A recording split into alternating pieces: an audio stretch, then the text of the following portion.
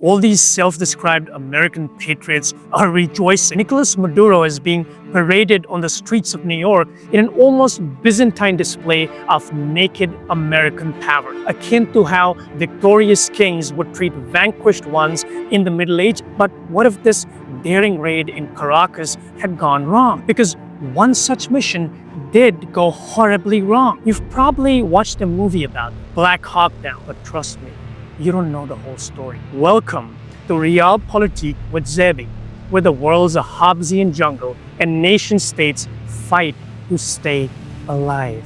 Let's go back in time to October 1993. We have a different dictator. He's a more vicious one, actually a warlord, Muhammad Farah Aidid. Somalia's central government collapses in 1991. The civil war now. One of the strongest militias that emerges is Aidid's Somali National Alliance. They begin killing UN peacekeepers. To teach them a lesson, Bill Clinton authorizes Operation Gothic Serpent, just like Operation Absolute Resolve in Venezuela.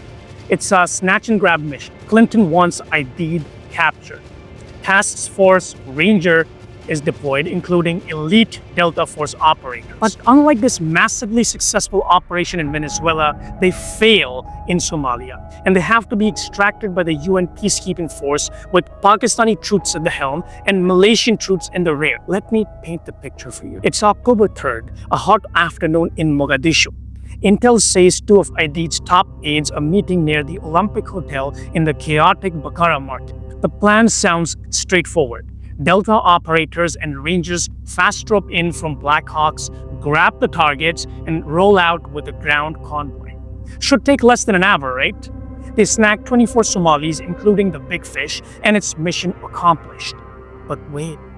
Somalia militias swarm like ants on sugar. They're battle-hardened, armed with RPGs from the Cold War scrap heap. First Black Hawk, Super 61 takes an RPG hit and crashes. Then Super 64 goes down. Crash sites turn into kill zones. US troops are pinned in narrow alleys under sniper fire, running low on ammo as night falls. 18 Americans are dead. Over 70 are wounded. Bodies are dragged through the streets. It's the stuff of nightmares, the kind that make presidents rethink foreign adventures. But here's where the story gets real interesting, and honestly, a bit buried in the Western tell. The US forces are trapped, so they call on the UN for rescue. And guess who steps up? Pakistan's contingent, the largest in Somalia, with over 7,000 troops. We're talking about the 19th Lancers and the 15th Frontier Force Regiment, leading a multinational column that includes Malaysian Condor APCs and troops from US 10th Mountain Division. Picture this. It's a pitch black, midnight on October 4th. Brigadier Imtiaz Shaheen's Pakistani contingent leads the rescue convoy from their stadium base. M48 tanks of the 19th Lancers are up front, blasting barricades and shielding Malaysian APCs and US infantry from relentless RPGs and gunfire. Captain Babar of the Pakistani army later recalled jumping out under heavy fire to load wounded Americans, while Captain Saad Farouk described the chaos, the snipers, and the friendly fire mix-up. But they pushed through. Pakistani troops took hits. One soldier was seriously wounded. Yet they reached the crash sites, extracted the survivors, and brought them to safety. Later, US commanders were full of praise. Major General Garrison, a leading task force ranger, said the Pakistanis saved the day. There were official commendations from CENTCOM, and the White House called the Pakistanis splendid. But turn on Hollywood's Black Hawk Down movie or the new Netflix series, and this part is barely mentioned. It's downplayed or omitted.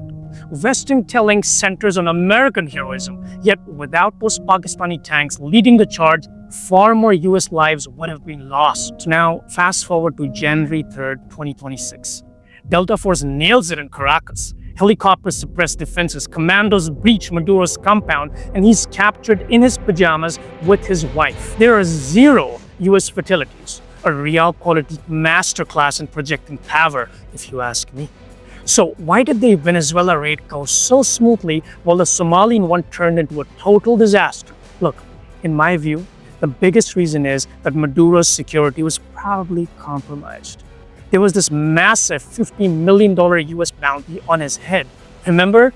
They even bumped it up just last August. money like that talks, and it talks loud. His military was already demoralized. Loyalty was cracking everywhere. There were rumors of backroom deals, bribes, and straight-up defections. His own guys probably just stood down or maybe even tipped off the Americans. There was no real fight, no unified resistance. The whole regime was basically a house of cards waiting to collapse. This is realpolitik at its core, because power isn't just guns and guts. It's intelligence, incentives, and understanding ground realities. What do you think? Was the Maduro raid a win for justice or just another imperial flex? Drop your thoughts in the comments below and subscribe for more unfiltered breakdowns. Hit the bell. This is Realpolitik with Zaidi, where we decode the real game of power.